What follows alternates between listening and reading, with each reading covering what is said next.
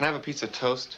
Get the fuck out of here, Jack. High five for death and alive. Rockin' the plastic like a man from a casket. High five for death and alive. Rockin' the plastic like a man from a casket. Okay. But so yeah, like okay, so we're gonna talk about Yeah, let me bring up my pictures. I have some pictures here. Alright. I don't know. I can send pictures to you. you're I guess, sending if it, you we're want. doing it on Facebook, right? Yeah, we can do that. Let me see if I have. I know I have a separate folder.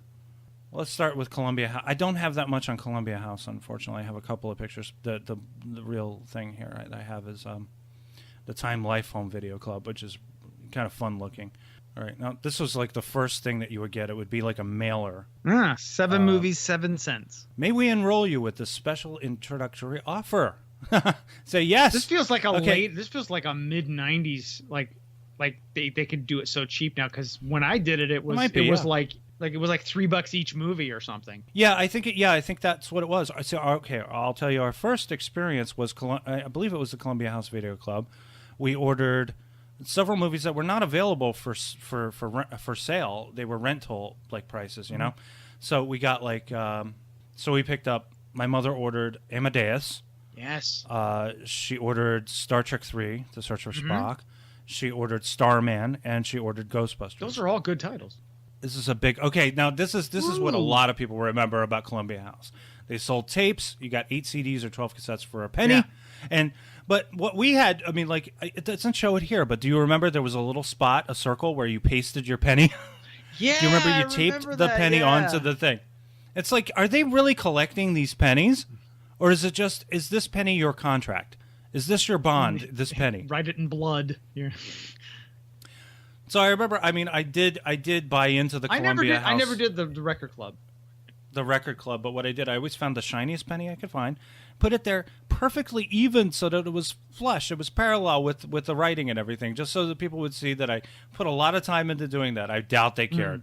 But I remember the Columbia House Club had a whole bunch of other cool stuff. They had this thing called Airware. Do you know what it is? It's a guitar. It's a full-sized cutout, cardboard cutout, well made, fairly sturdy, of a guitar. So you could listen to your music and play on this fake guitar. So you could look like you were holding a guitar. It was awesome. They had like one that looked like a Fender and one that looked like a Gibson. They didn't give it that name. They just called it Airware at the top. Would you hook that up to your Mr. Microphone and dance on the street? And It was just a piece of cardboard that was strengthened by a couple of pieces of really cheap plywood, but it cost like $12 each. So they bought 2 guitars.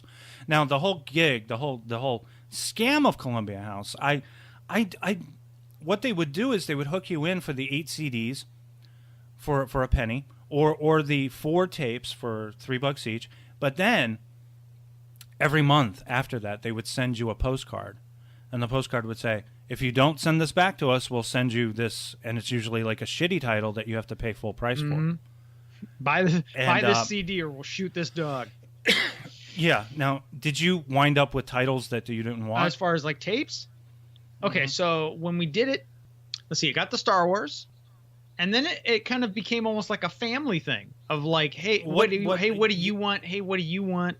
A lot of it was my brother got some things. Like he got like okay, you say you got Star Wars. Which version of Star Wars did you get? The CBS Fox beta, so whatever you would get in 1986. So they'd be like, was it a for rental only? No, gosh, no. This was like 86, 87. So these are like good quality hi-fi stereo beta videotapes. This is how you would order them, I guess. Yeah, and you stick them on a thing. Back to the Future. Yeah, this is a little later, but yeah, a little later when we did. I think we only did it for maybe 2 or 3 years. I feel like the last, because a lot of them was my brother would get a lot of titles. Like he got a Little Shop of Horrors. He got I think Witches of Eastwick. I think he got like it was stuff like so basically all your late 80s hits. And then I would say if this is Back to the Future 3, okay, and then Dead Again, but Dead Again is up there. That's 91. Yeah, it's got to be at least 91. So at least 91. 92, Prelude to a Kiss. Picture. I could see you in 92. Oh, where's Prelude on to the a left? Kiss? On the left, you got your Alec Baldwin and your. Oh, okay, right there. Yeah, and Harlem Nights. Oh, look at that, Harlem Nights. Now, okay, here's something interesting. I wasn't aware of this, but it makes complete sense. In addition to music and videos, Columbia House also sold software, games, and stuff Ooh, like I that. never did this. I see what you're saying. Like these are for Atari. Oh, these are all computer games though. These are all like these are not. These, Apple, Atari, Commodore, ColecoVision. ColecoVision, Atom, Atari, Sega. Apparently, Star Trek for Sega.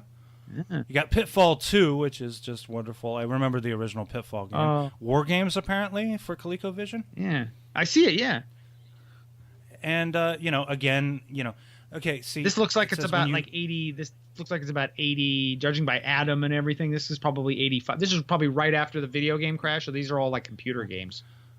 Yeah. So this is probably more of that second stock they couldn't sell. They tried to move it as much as they could. They probably sold their lots to Columbia, and at discounts, and Columbia would sell them.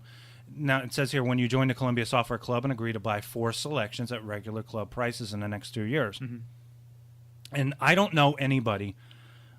You might be different, but I don't know anybody who ever fulfilled their contract. No, we did. We probably did the 2 years because I don't remember getting anything past the 90s, and if we did it in 87, we probably did do like the 2 years. The thing is, it was such a changing time that you would start to see movies being sold for really good prices, and you'd be like, "Why am I wasting my time?" At Also, Columbia House now? I think that was around around the time that the contract went up was around the time when I got a Laserdisc player. So I would just like, if I want to buy a movie, I'll just get the Laserdisc. Remember back in the old days, you had to wait 4 to 6 weeks for delivery. They were usually very quick about their delivery. Yeah, they were. I remember when you put in that initial order, they didn't waste any time. I think we got it within a couple of weeks at the most, maybe even just a week. Now we're on the first page of the Time Life video brochure. This comes courtesy of Christopher Hasler. Thank you, Chris Hasler, for allowing me to use this. Okay, so it's 3 Men and a Baby, and that came out late 80. Available November 5th, 15th, 88. So yeah, we're talking like late 1988. They're still doing everything. Yeah. All the big titles are still beta. All the major studios are still doing beta, even though they're probably only selling at most of like the big titles are probably still only selling like a few thousand. Well, you'll notice some of these are big titles, but they're being sold at retail price. It says here that 3 Men and a Baby is retail price $89.95, right? But at Time Life, you can get it for $69.95. Which is probably wholesale, I'm going to guess. They're probably just breaking even on these. Oh, maybe. Or if they're buying in big if they're stock. buying in bulk, maybe they're getting, Remember, the more you buy, the less you pay. That's right. In theory. That's how it goes. I mean, this really was a racket when you think about it, because if they sell them at this price to video stores, they maybe sell less than 1 million copies when you think about it, to video stores, mostly. Right. And then they turn around and they make it a sell-through tape, and they're selling like 3-4 million copies to the mass audience. That's right. So it's like, or like a big release, like say an E.T. or a Batman. They're selling like 20 million copies of those. There are a couple of discounted titles here. Yeah. You'll see Willy Wonka is $19.95. You'll see Mary Poppins $26.95. Cleopatra $29.98. You've got E.T. here. E.T. for $24.95. No Way Out for $19.99. What's funny about E.T., and maybe we'll talk about this on... I don't know if we really talked about this on the MCA one, but E.T. was in this special black and green tape to sort of prevent piracy. A black and green tape. The tape was black, but like the thing in the front was green and the reels were green. So you knew it was a genuine product. But I remember seeing it on beta. They just used a regular old beta tape. They used just a regular old Sony kind of grayish beta tape. They didn't care at all. Mm-hmm. All right, I'll have to look that up and put it here. Now, for the second page here, we have Around the World in 80 Days going for $29.95. Arthur $19.95. Some of these are Warner titles, and they're somewhat cheaper. Yeah, this was around the time that everybody was doing the sell-through thing for their older titles. Oh, God, The Believers. I have to put in the Martin Sheen screaming now. Oh, Jesus! I have this sound effect. Oh, Jesus! That's right. I remember that. You played that about 50 times in your thing, I remember. Except for some reason, Full Metal Jacket is $79.95. That's a relatively... because it's a relatively recent... Full Metal Jacket was an 87 movie.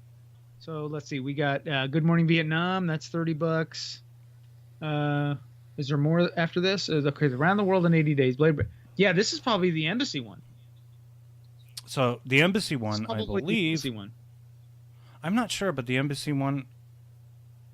Yeah, I still think that's the international, because I don't think that Yeah. Oh no. I'm right. Yeah, the Embassy version was the original theatrical version. It wasn't the. Slightly less violent. It's slightly less violent because It wasn't the full-on we were violent talking one, about which was this New Line. because like I watched the Criterion Laserdisc, which is this sort of it's pretty much the same cut with the voiceover and the weird ending that doesn't fit and all that other stuff. But there are certain Right. points in the movie, very minute, like literally like 5 seconds here, 5 seconds there, that are like way more violent, like blood spurting and things like that. And we have Shirley Temple, a whole selection of her movies. I'm guessing this is Key Video, Let me close it. although it does say CBS Fox Company. Yeah, you're right. And all of these are priced to sell. These are all 1998. And then you have collectible classics, and all of these are also priced to. Everything's priced to This sell. is Dirty here. Harry here too. Yeah, we have the 4 Dirty Harry movies before Deadpool, and so Deadpool wasn't out. They were yet. already. They looked like they were because they got dirty. Well, Deadpool was already out. It just wasn't on video. I guess. Yeah, you're right. They got like this Dirty Harry thing. Dirty Harry is in stereo, and Magnum Force is. These were not originally released in stereo, so I'm thinking like this was kind of the beginning of the cleaning up of Dirty Harry movies and sort of re-releasing them kind of thing. They didn't do it for the Enforcer or Sudden Impact yet, but they would later. But I remember that there were like sort of these sort of Clint Eastwood collection things, sort of remastered Clint Eastwood like Dirty Harry and Outlaw Josie Wales, and there was always Look at the tactic here for these movies, for both Shirley and Dirty Harry. You buy them individually. It's 6 movies at $20 each, roughly. Or you can get all 6, order them, and you get them only for $100. Save $20. Yeah. And then if you order all 4 Dirty Harry movies, it's only $67.80. You save 15%. And believe me, if I was like a movie fan at this time, I would probably have bought that. If I was 1988, I don't even think my mother would spend that kind of money. She was making good money in 1988. When you look at it at where people's heads were as to what things cost at the time, like as far as movies, you'd still say only $67.80 for 4 movies. What a bargain! Yeah, it's like what I was saying about the 70s. Yeah, there was a depression, a recession going on, but people had more money in their pocket for some reason. Okay, so the next page we have Walt Disney. Walt Disney. Now this is when they actually had launched their own video company. After they sued Sony and lost, they said, "Oh, all right, we'll make a ton of money. All right." Now you notice here that Star Wars is on this page. It is? I guess. Yeah. The thing about I see it is it's up the in the Disney, corner. Yeah, there's the Disney section, and then there's this thing on the side. There's a Disney section, but isn't that strange that Star Wars is right next to it at $29.98? You also have Alien and Aliens. Those belong in Disney, and you have All of Me. And I want Alien. It's a Disney movie. No, it's not. It's not. Adventures, but it's right here. It's on the page. It's weird. You've got Star Wars, Where Jesus Walked. I've never even heard of that. Adventures in Babysitting. It's like Star Wars, something else, and then another Disney movie, and then it's like Disney movie, then Alien, Aliens. Oh, here we have the order form. Oh, we have Jane Fonda's workouts. How about that? Yeah. And that's going to probably be covered in our sort of odds and ends companies, the Carl Lorimar. That was the series that put Carl Lorimar on the map. Yeah. They made billions. And then they ended up getting bought by they were probably like a big company setting them up to be bought up by Warner Brothers eventually. So this is where you're getting to the back of this catalog.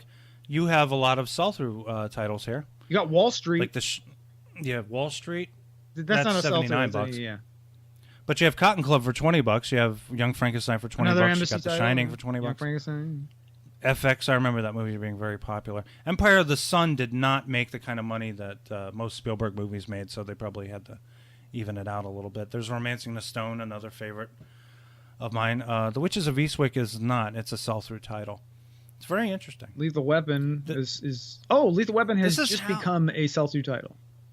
This is when there were so many options for getting movies, but you had to actually work to find them. Yeah. Nowadays, you don't have to. No, everything's... Unless you're looking for, like, Mike's Murder or something. Turn that shit off, man! What's wrong with you, man? Get the other record. Damn.